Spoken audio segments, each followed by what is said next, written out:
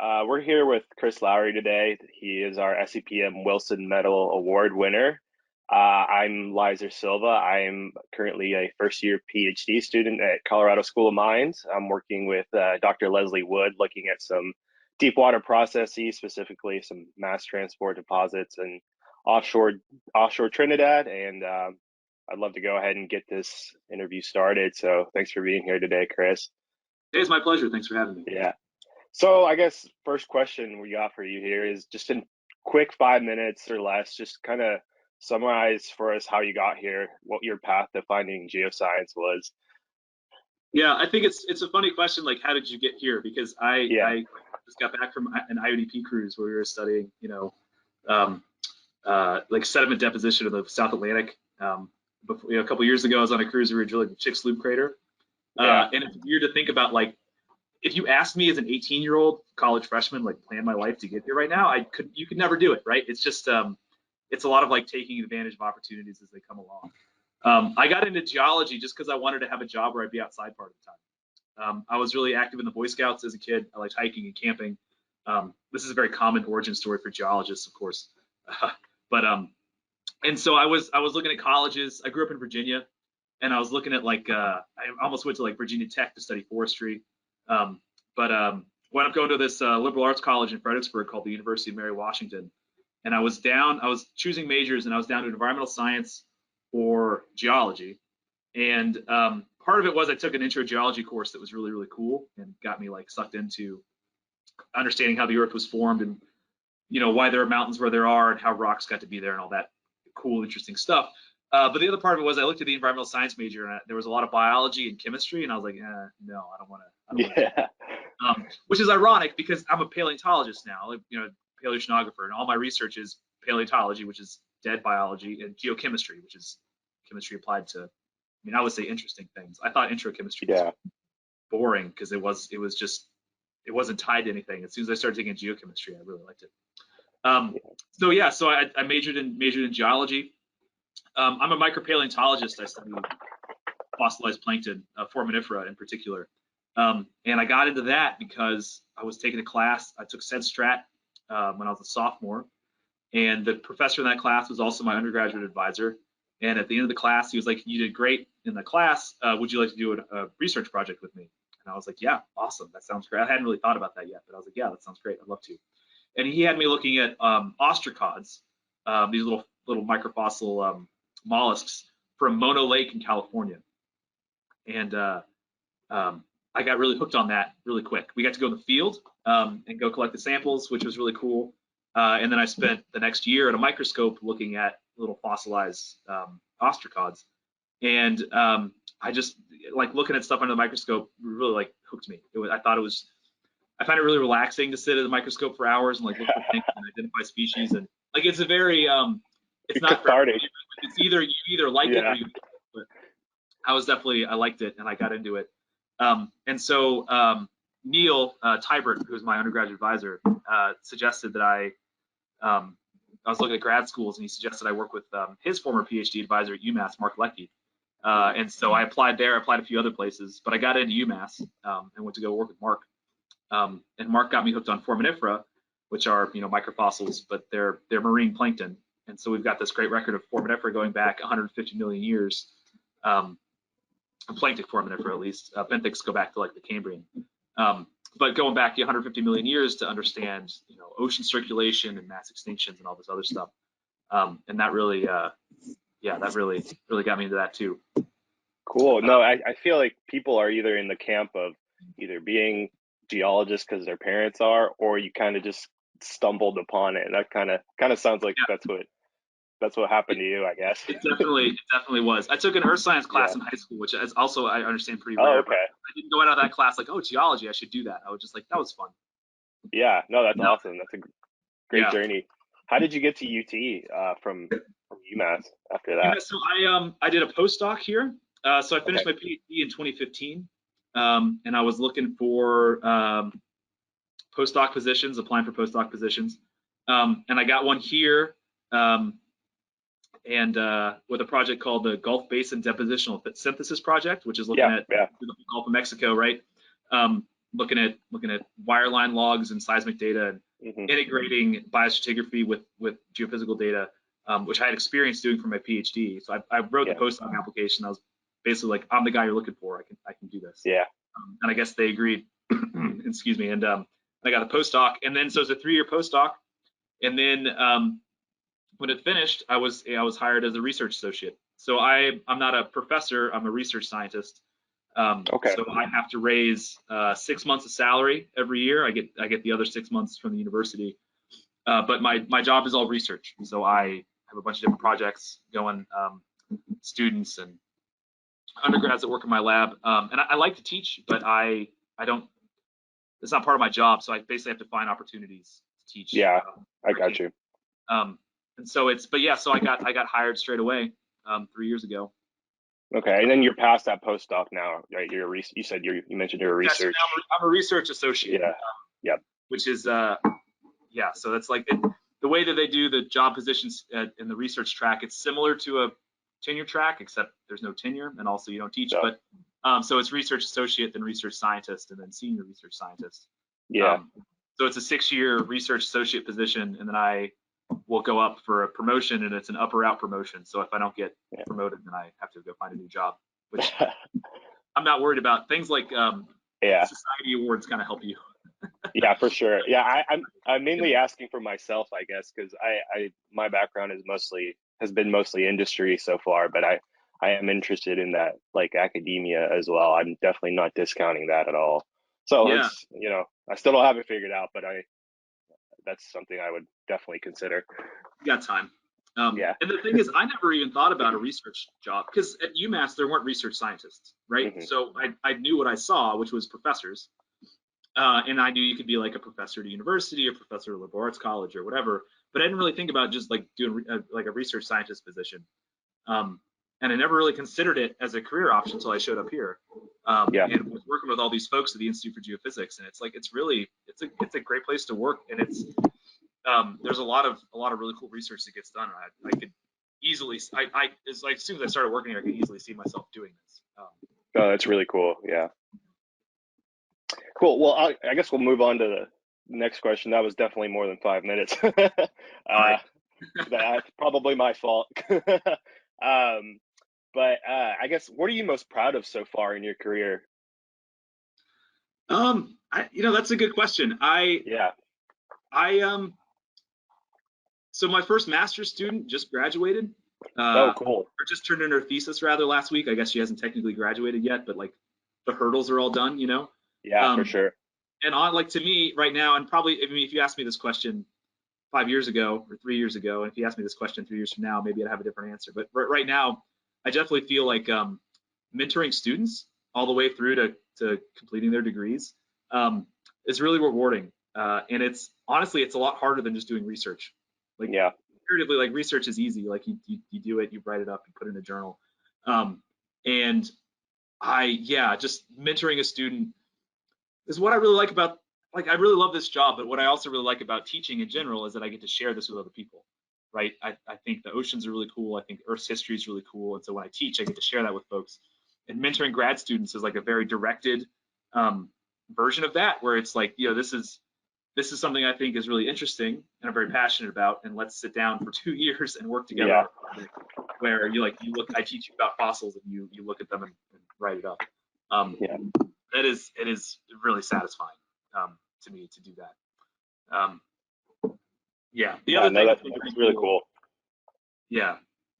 The other thing that's been really cool. I also just got back from a research cruise in the Gulf of Mexico, where I was chief scientist. This is the first time I've written a proposal and it got funded, and they're like, okay, here's a boat, and you get to go do this now. Yeah. That was really satisfying too, to have a whole ship and this entire logistical apparatus, getting stuff through customs and hiring people and getting compressors and air guns and all this stuff like out to a certain spot onto a ship, and then the ship and a whole crew full of people sails out there just to do this project that I came up with. It's a really cool feeling. Yeah. I was out there and I kind of worked it out. There was like, I think it was like 25, 30 people directly involved, just at being at sea, and then probably another 15 or 20 doing logistical stuff on shore. And the whole thing, we worked out, the grant plus ship time plus shipping and renting compressors, like $1 million. And so to have an idea and then write a proposal and then have, you know, people from multiple countries work on a project to like make it happen, extremely cool and extremely satisfying. And it's something that you're like, wait, me? Is my idea? You're doing like, it's my idea and we're doing it? Okay, hope it works. What were you guys looking at over there? What were you trying to? So we're doing a seismic survey. There's these big sediment drifts on Campeche Bank, which is the eastern side of the Yucatan, basically between Cuba and Mexico. So the loop current, which is the big surface current that goes into the Gulf, comes in on that area. Below the loop current, there's a counter current that comes out, and that's at a depth that is directly on the sediments in Campeche Bank, and so it forms these contrite sediment drifts. And that's been known for a while that these are there. But the project was, well, like, if we can get a seismic images of these things, then we can actually say how long they've been there and therefore how long this current has been active. So we're processing the seismic data right now, but there's some deep sea drilling project cores nearby that we can trace the seismic reflectors to, and we have good age control from those cores. And so at the end of this, we should be able to say, aha, look, the loop current in a roughly modern form started in the Oligocene or whatever. That's what age do you expect those? This is very targeted question, but because I just finished doing some work in offshore Mexico for my internship, and I think I saw these like sediment waves because I was doing some work in offshore Mexico near Yucatan. And I think I could see these like sediment waves, and I was wondering if that's what they were, is these contrites, but they looked to be kind of shallow. And so I was wondering if they're like, are they fairly young or? Yeah, well, I mean, there's ones that are actively forming, because we with multi-beam and the sub-bottom profiler, we're seeing like active channels, right, that are actively like a moat within, like, you know, sediment coming out of it. And these are we're about 400 meters deep along the eastern side of the Campeche Bank. I'm not sure how much they curve around, but it was fairly shallow. That's really cool. No, it just like clicked in my brain for me just now. How you said that. Yeah. So it's recent to probably like, I mean, I don't know, but probably like mid-Cenozoic, because we can see, like, spoiler alert for the paper that comes out in 2 years or whatever, but we can see in the seismic data there are these buried contrite deposits. Similar, like here's a eroded channel with a bunch of sediment next to it. With really clear reflectors that we can trace. So it's pretty sweet. Well, congrats on like getting all that done. That sounds really cool. Good for you. That's really awesome. That sounds like a huge effort. It was. It feels very. I imagine. I guess I'll ask you the next question here. I guess, have you ever encountered any challenges or setbacks that actually turned out to be valuable experiences in the end? I know I sure have. I don't know about you. Yeah. I mean, I think basically any like challenge or setback that you experience is valuable because you learn from it, right? If nothing else, it's like, well, I don't want to do that again, or that's not the right way to do that, or whatever. So yeah, I mean, and all through, excuse me, all through my career, like, there's been things didn't work. You know, you have plans and they just kind of fall through. I mean, a big one recently is that, you know, this cruise we just did was supposed to happen in 2020. And, you know, didn't. And I was on an IDP cruise this year too that was also supposed to happen in 2020 and also didn't. So we had a lot of things that were pushed back. Which is good and bad. I mean, obviously, like, safety wise, it was definitely the right thing to do.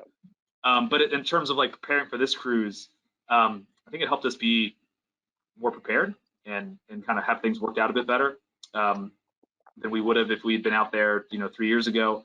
And actually things worked out really well because we were able to bring a graduate student and a postdoc along who hadn't started. And the postdoc was hired basically like for this project and another project to help process seismic data.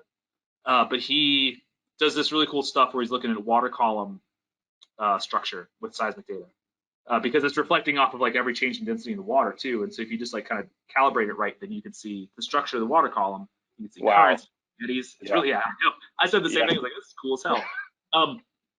And because we're studying like the loop current and ancient current flow, it works out perfectly to have somebody that's studying modern current flow that can tie that in. I think it's a huge bonus like, added to the project to have this extra expertise coming on. And so that worked out really well, that we wound up being delayed and so that he could join the project. That's really cool. Yeah, I mean, I don't have any good stories of like, you know, something totally failed and, you know, but there's so many just small things that, you know, you deal with. You get rejected, you get a mean review, you get, you know, a weird interaction with somebody at a conference poster that makes you question whether your work is correct. You know, like all those sorts of things that happen.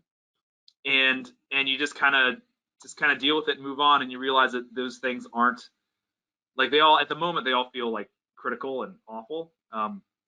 But as you go, you realize that like it happens, and it happens to everybody, and it's not the end of your science to get like a bad review or a rejection or to have an experiment not work. And you just kind of got to go like, well, that sucked, and then get back into it, and it goes on. And what I learned, like going like as I was going through grad school, my PhD or in my postdoc as well, is that like it's not easier, and I've especially noticed this now being a like you know scientist with like post like a research scientist, like an academic, professional academic outside of my postdoc. It's not like, oh, I'm young and I don't know what I'm doing. Like nobody knows what they're doing, right? Like your scientists like doing this stuff, like they're figuring it out as they go too, because it's everything. If you're just doing the same stuff, then it's not worth doing, right? Everybody's kind of pushing themselves and trying new things, and just kind of being resilient to that failure, and like acknowledging it and like sitting with it, like that does suck. That's really bad. I don't like that. And moving on from it is a really important. Like everybody deals with it, and it's not unique. And just because you experience a failure doesn't mean like you personally are a failure. Like everybody does. So. Yeah, I mean, I can speak for myself. Like in 2020, I was actually laid off from industry, and so that's why I decided to go back and get a PhD. And that was probably the best thing that ever happened to me, honestly. Saying that now, like 2 years later, because I'm doing some really cool work. I enjoy it a lot.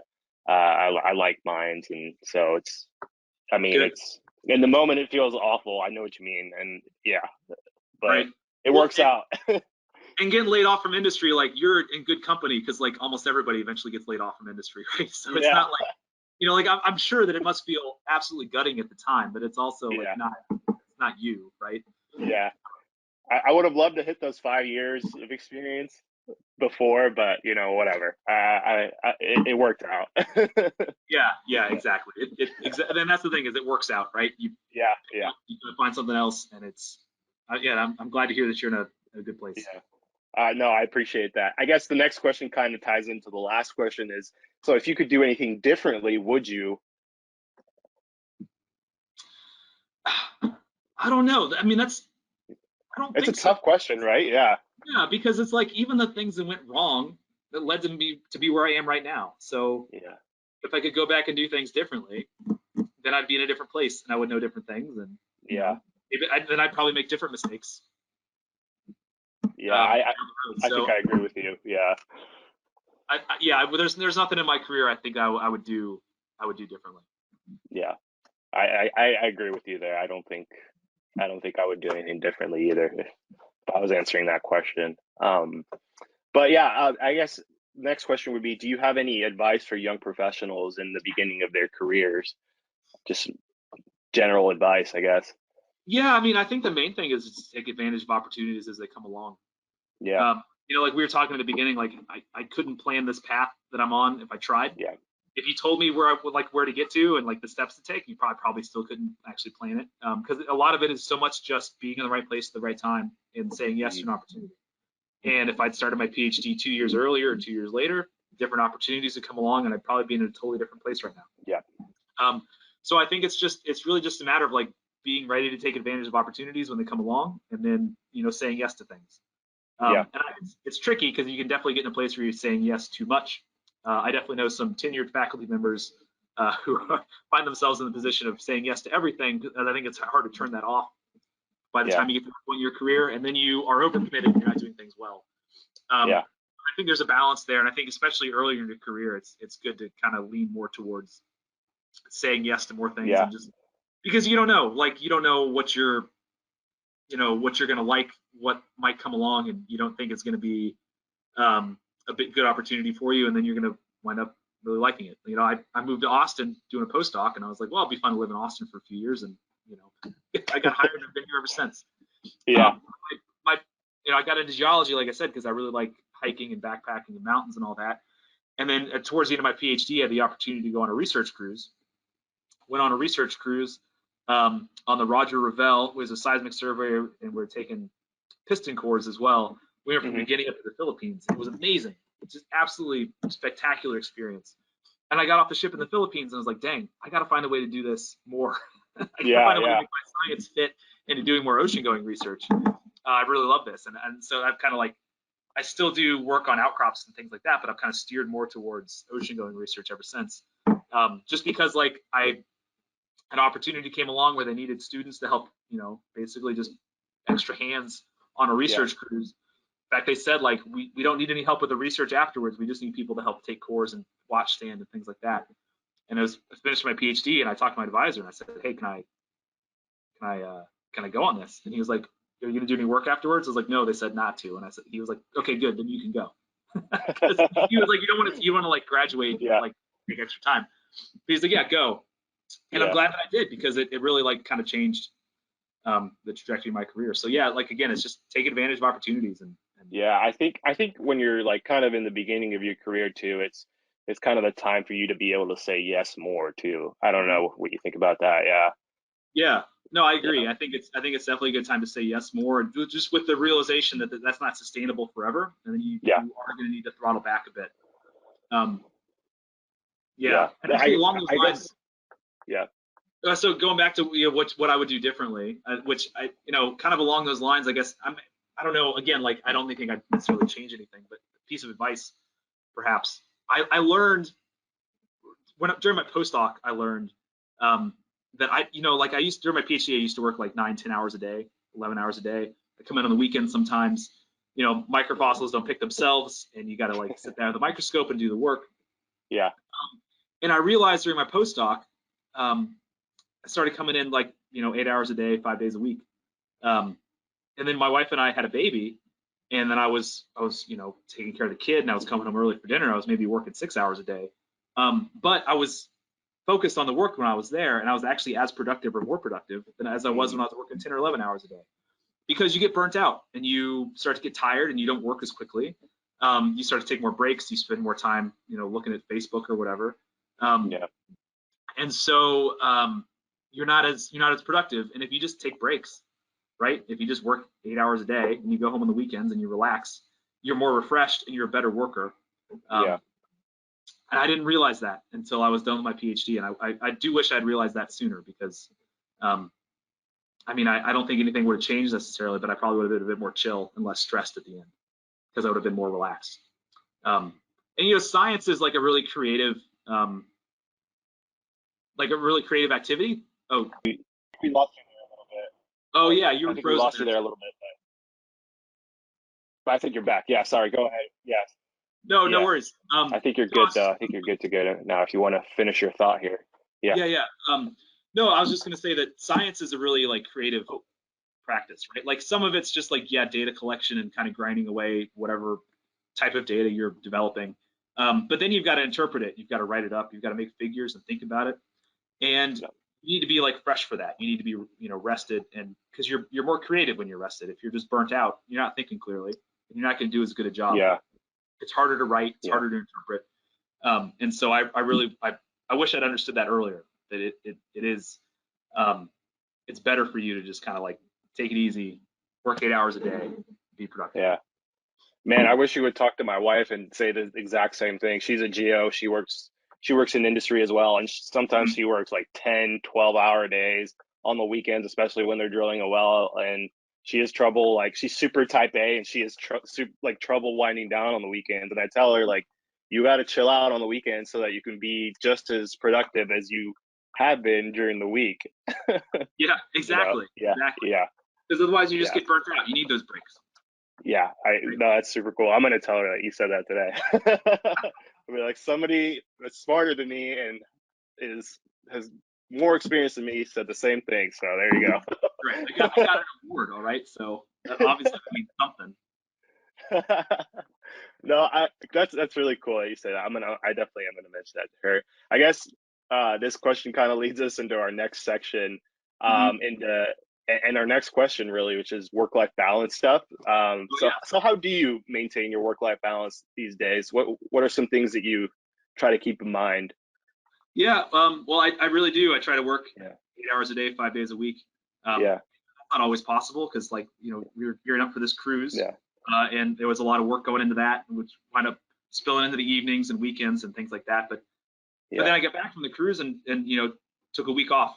Um, I got back from the IODP cruise this spring and took several weeks off, and just didn't do any work, didn't look at my email, didn't do anything. Uh, good, yeah, and I think that just like making sure that you're balancing that, even when you are working extra, which occasionally you have to do, most of the time not, as we've just discussed, but to kind of like make sure that that gets paid back. Um, and then yeah, other than that, like I said, just 8 hours a day, 5 days a week. Get up in the morning, go to the gym, go to work until 5, go home, make dinner, hang out with my kids, watch a baseball game, you know, yeah. That's awesome. um, or just whatever. Yeah, Yeah, I try really hard to try to maintain that balance yeah. I because it kind of is. try to do the same thing too. Like I try to treat my PhD as like a job, and I try to work like a 9 to 5 pretty much, like Yeah, Monday through Friday, especially when I don't take classes. I just try to like sit there yeah, and just crank out 8 hours like a job. Yeah, yeah, yeah. yeah. That's exactly it. That's good. Yeah, And you find times like before conferences or like when you're getting ready to defend, probably working a lot more. Um, yeah, sure. but you'll be in a position to like actually power through for those things because you won't already be tired and burnt out when Yeah, it comes time to like work all weekend for your quals or whatever. yeah, Um, yeah, yeah. yeah. Cool. I try really hard, and I talk to my students and postdocs about this too. Like, I don't want to see you here every Saturday. I mean, I won't Yeah, because I won't be here, but I don't want you answering emails at 9 o'clock at night. that's Um, cool. Yeah, I used to get emails from my advisor like 3 in the morning, and I wake up to them, and it's already kind of stressful because like you check your phone and you like get a bunch of emails, like you already got that work stress starting right at the start of the yeah, day, yeah, right? But it's also like, man, what are you doing? It's 3 in the morning. Like, just wait. yeah. That's really weird. When do you Yeah, sleep, man? Come on. yeah, yeah, That's yeah, yeah. yeah. I All mean, right. yeah. Anyway, Yeah, I'll move on to the next question here. I kind of like this question actually. So what skills have helped you be essential at your job, and what are some foundational skills that benefit all geoscientists, like no matter where in their career they're at? yeah, I like that question too. I think there's a lot of ways Yeah, you can do that. yeah, Because I think that, I mean, again, just like getting out as much as you can and seeing cores and rocks and yeah, um, is really key. And every time I go to sea, every time I go to new outcrop and like to study, like I really feel myself learning and like gaining that. that's Just really cool. Yeah, but something I'm finding is increasingly more important and common is like good statistical and programming mm, knowledge set. yeah, Um, we've got a Python class at UT that they've just started teaching a few years ago that is always packed in the geosciences. Um, and like I wish I had that as an undergrad. I wish that was yeah, offered when I was an undergrad or a grad student to be able to like learn to code formally and not Googling as I'm trying to do it myself yeah, wrongly. Uh, but and that's something I really encourage my students to do too is to like yeah, get that experience because like good coding knowledge and also really good statistical knowledge is so essential for kind of like modern studies where you're integrating large data sets, you're manipulating large data sets, and if you can't do that, whether you're a micropaleontologist or a hydrologist or tectonics person or whatever, like you really need to be able to do that. I think that's super important. yeah. So like managing big data, right, is really Yeah, important. Yeah, exactly. Especially because even if you don't do it a lot yourself, you're going to be reading a lot of papers where people are doing that. And you want to be able to like read that with a critical eye and not just consider it a black box and like, oh, they did statistics and they used a couple fancy names that I don't understand. It must be correct, right?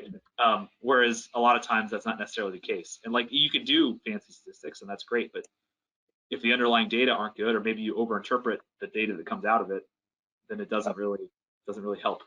And sometimes it's a lot easier. Maybe it's more, I don't want to say honest because that implies that it's dishonest to use statistics, but like it's more direct to do more simple analysis to things instead of like really complicated stuff, because maybe the data can't really support the really complicated analysis.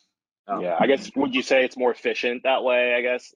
Yeah. I mean, it's also like, I think it's easier for people to follow too if you don't always do that in more advanced stuff.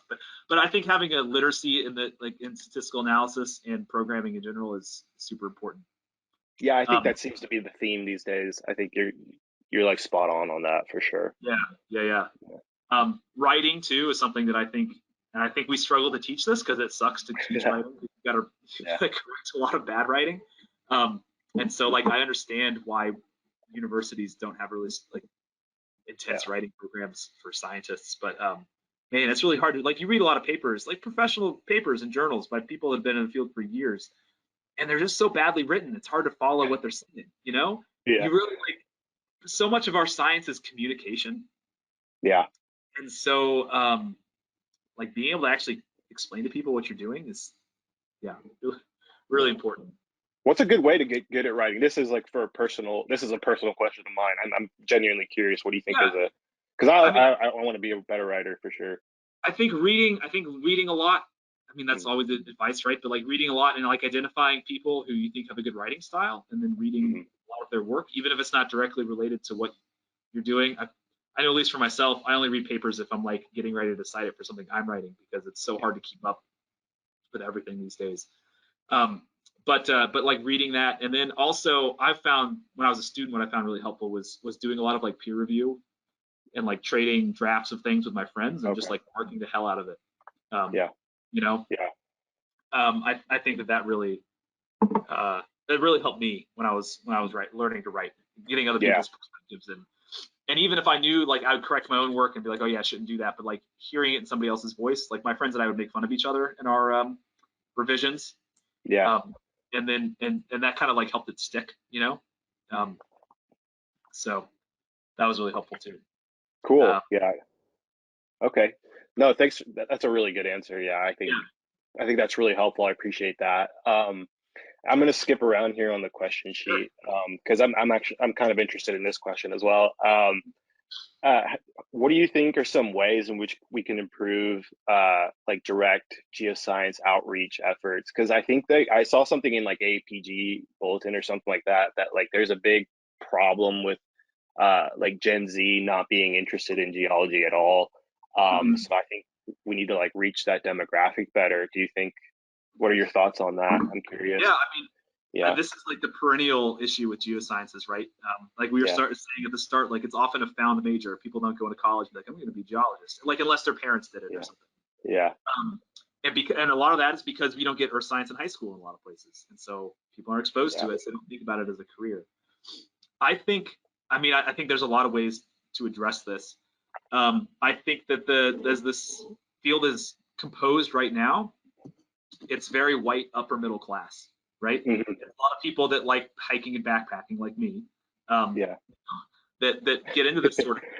And so if you and like hiking and backpacking are very white, upper middle class activities. If you look at like the demographics of people that go to national parks, for example, it's extremely white.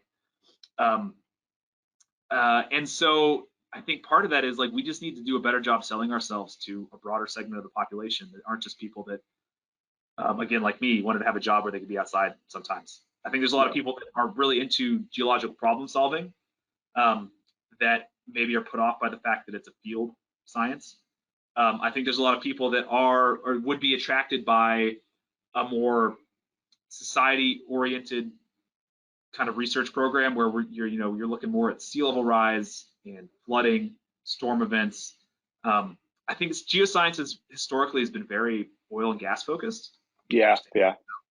But I think a lot of people don't see that as the future. I would agree. I don't think that it's going to be nearly, are going to be nearly as many oil and gas jobs for geoscientists in the future as there are today. And there already today aren't as many as there were, a few decades ago.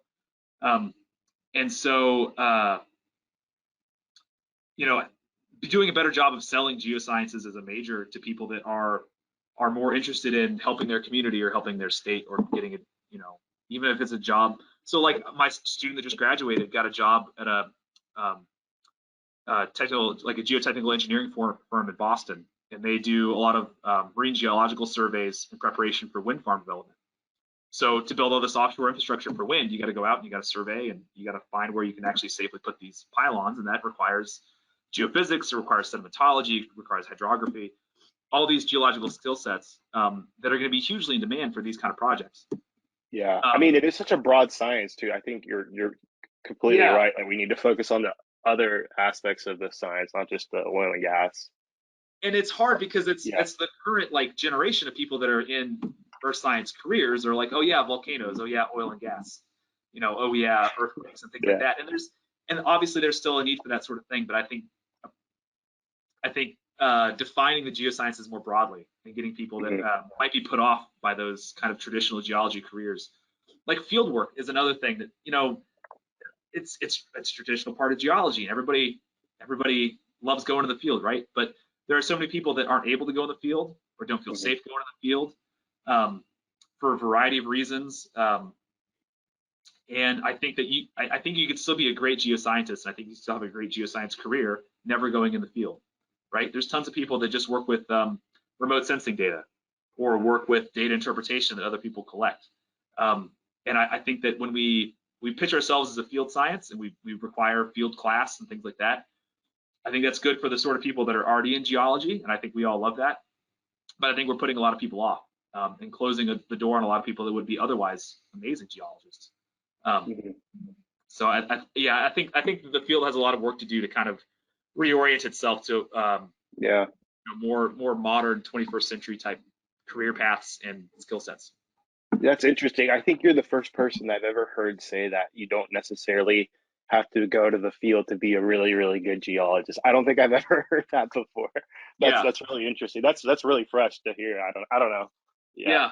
And I mean, I say that as a person, like I love the field, man. Like I go out every chance I get, I go in the field to go to sea, and I half the time of my free time I go camping and canoeing and all that stuff. Like I love that sort of thing. But you don't have to do that sort of thing to be a geologist. And there are so many careers that you don't need to be in the field to interpret geological data, to collect geological data. And I think that we need to be way more open to people that don't, for whatever reason, have the ability or the preference to go in the field.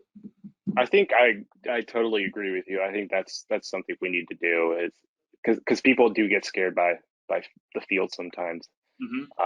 And so you're probably like leaving a ton of people out because of that. That's a really good point. That's really good.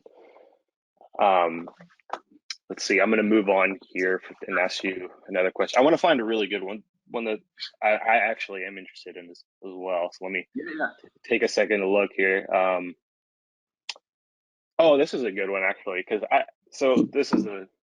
this is a personal one that I want to ask you as well. So that's really good. So how do we bridge the gap between academia and industry? It kind of ties into the last question as well a little bit. I know that I came from an industry background, and now I'm like totally not ruling out academia either. I actually have heavily considered it as well. So what are your thoughts on bridging that gap? Yeah, I mean, I think that's something that's really important. I never really considered industry as a career. I mean, the only industry that I knew as a career outside of academia was oil and gas. And I didn't have an interest in working in oil and gas. I did a couple internships in Houston while I was a PhD student, mostly just for the experience. It's nice to get paid a decent salary for a couple months too. Sure. Were those oil and gas internships? They were. I was at BP. I was working. I was working in their North American gas group, doing well log correlations in the Western Interior Sea. My PhD was on the Western Interior, so it worked out really well. They actually paid for part of my, because they wanted somebody to look at forams, so they contacted my advisor to work on this Eagleford project they had. And he was like, well, I'm busy, but I got a PhD student. Can you pay for him? And they're like, yeah, sounds great. So part of my PhD was looking at Eagleford outcrops in West Texas. They big outcrop, the only actually complete outcrop of the Eagle Ford that they actually leased access to, which is pretty cool. That's cool. Yeah. Out in West Texas on Highway 90. Yeah, anyway, so I did an internship there, and then I did another internship a couple summers later with their biostrat group. And I was like, at the time, I was like, I don't want to do this as a job, but I would like to do this as an internship so I can learn. And they were like, okay, sounds great. Because it was good for them to get some experience. They like to get contacts with people that might be in academia eventually. And it was Yeah. great for me because these guys work in the Gulf of Mexico their entire careers. Yeah. And there's nobody that knows any more about these rocks and these species that live in these areas. And so I was just spending as much time as I could just sitting at people's elbows, like soaking up information. But yeah, I did a couple internships, got the experience, but knew it wasn't for me. But nobody told me about all the other industries you can work in, right? There's geotechnical firms. Mm-hmm. There are like people that work in insurance. Like, if you study hydrography or flooding or storms, like reinsurance is a huge thing right now. Like since I moved to Austin, there have been 300-year floods. So we got to like recalibrate these things, and that's a huge ongoing effort that we need geoscientists for, people that can do geospatial analysis and remote sensing and look at hydrography data and all this other stuff. And I think that we do a very poor job of preparing our students and even just telling them about these careers. I've got, like I mentioned before, my student, my master's student that just graduated got this job in Boston. And she knew that as she was going through that she wanted this kind of career. And I had a really hard time helping her apply for things and basically being a good advisor and showing her how this is how you this is what your resume should look like, and this is how you and these are things you think about for interviews and things like and I can help with that generally, but I don't have any firsthand experience with those kind of situations. And it's great now that I have a student that's there that I can then learn from and send other students to talk to. But it's hard. I don't think a lot of us really understand all the opportunities that are there. And I think that we need to do a much better job of telling students about these opportunities and all the different jobs that are available for geoscientists, and then also steering them in that direction. Yeah. I think sometimes that we like to just reproduce carbon copies of ourselves, especially in terms of research. And that's great. Like, I obviously love what I do, and any of my students that want to do this sort of thing, I'm very supportive of and do everything I can to help them be successful. But there are definitely not enough academic jobs that if every single one of my students wanted to be an academic, it wouldn't work, right? And if everybody else's students also wanted to be academics, there's not enough positions. And so, we really need to focus on training people for those kind of industry connections. And also as academics, I think that we need to do a better job of kind of branching out, especially when we're being trained, and getting industry experience. I think that's not necessarily valued. When you look at somebody's CV, if you're hiring them as a professor or research scientist or something, you go, oh, they worked at this geotechnical firm for 3 years, or they worked in the federal government for a few years as a regulator or something. It's like, well, okay, but how many papers did they write in that time? Whereas that's not a good way to look at it, because that's a huge amount of experience. This can be extremely valuable for both getting grants and research projects, and also teaching students. So I think we need to be a lot more open. And I think it's, to me, from my perspective, I think it's really on academia to try to push more into learning more about industry. That's really good. I guess I kind of have a spin-off question, not related to the last one, but this is more for me, I guess. So do you think that in your career, when you're in school, do you have to focus yourself towards going to academia or if you want to go to industry, then you need to focus yourself into going into that route? So do you have to have it figured out, you think, while you're in school? I don't think so. Okay. I think that, any sort of, maybe if you're doing a master's, right? If you're doing some sort of and if you're only doing a master's, then you're basically already positioning yourself to go into industry. Right. If you're doing a PhD, or if you're an undergraduate, you don't know what you want to do when you graduate. I think that the kind of things you would do are gonna benefit you either way. And especially if you're doing a PhD, your PhD should result in papers regardless, because you're doing research, and when you're done with your research, you got to tell other people about it, or otherwise, what's the point? So if you don't, to me, if you don't write papers for your PhD, then you kind of wasted your time. And that's what you need as a baseline to do get an academic job, or to get a postdoc to get an academic job, because apparently that's Mm. what we've all got to do these days. Whereas if you're going in industry, like, yeah, writing papers doesn't help you, but all that other stuff does. You're learning a lot. Yeah. And I think either way, if you're doing internships when you're a PhD student, getting opportunities to do this sorts of things, whether you want that as a job or not, is going to help you out, right? It's going to prepare you, and it's going to, if you never had that experience in industry, then working for 3 months at a company, you might go, oh wow, this is actually great. It's chill. Like, I can do the Yeah. work. I can go home and not worry about things. Yeah. It turns out I love this, and this is what I want to do. Or you say, oh yeah, I don't want to work on somebody else's projects. I want the intellectual freedom to do my own thing. Yeah. Or this like company's principles don't align with my own goals or whatever. Then you know that, but you've also had that experience. And when you talk to people that work in industry, you talk with regulators, you talk with whomever, you've got that baseline to talk to communicate with, that you're not just an academic, know what people in industry care about, and you're able to prepare your future students for it. No, I don't think that you have to, like, your first year of your PhD, like, choose your path and it diverges. And like, if you're in your third year, you don't go, oh crap, I picked the wrong path. Like, you can definitely, those sorts of things are the things you should be doing either way, whatever career path you want at the end of your PhD, at the end of graduate school. You should be doing things that prepare you for both, because whichever one you do, you'll be better at that, having been prepared for the other thing. No, that's really good. I guess that's kind of so that kind of leads into my follow-up question, is it doesn't really matter if your research is, say, oil and gas focused and you want to maybe go into academia, or the other way around, if your research is not so oil and gas focused and you do want to go into oil and gas or some kind of industry like that. I guess it really doesn't matter, would you say? I don't think so. I think that industries are looking for skill sets, and I think that they take new hires and they expect that they're going to have to just mold you into what they want. Sure. And if you've got the baseline knowledge, then you're good, right? Yeah. If you've got the skills, like we talked about, like coding and things like that, if you've got a good geological understanding of problem solving, then you're going to be fine, and they're going to train you with what they want. Yeah. Whereas if you're going into academia, if you're doing research, then you're doing research, and like, you can write papers and whatever that's about. I mean, the other thing is, like, as you go through your career in academia, your research focus is going to change. And so you do research, you write papers, and that establishes that you can do research and that you can write it up. And then you keep working on projects. A postdoc is a really good opportunity if you want to kind of like recalibrate what you're doing, to kind of branch out and do something different. Maybe it's related to your original research, but it's not exactly what you're doing before. And so if you're doing, oil and gas research, and you wanted to branch into something that was more academic, more like basic research focused, then, you can do that as a postdoc. But there's tons of people that do research that is applicable to industry, that is also applicable to just, it's just like answering basic science questions too. And so I think that you use the same skills. It's just it's almost how you pitch the results, right? Yeah. And that's really more about just writing and not actual research. Goes back to being a good writer. Exactly. Cool.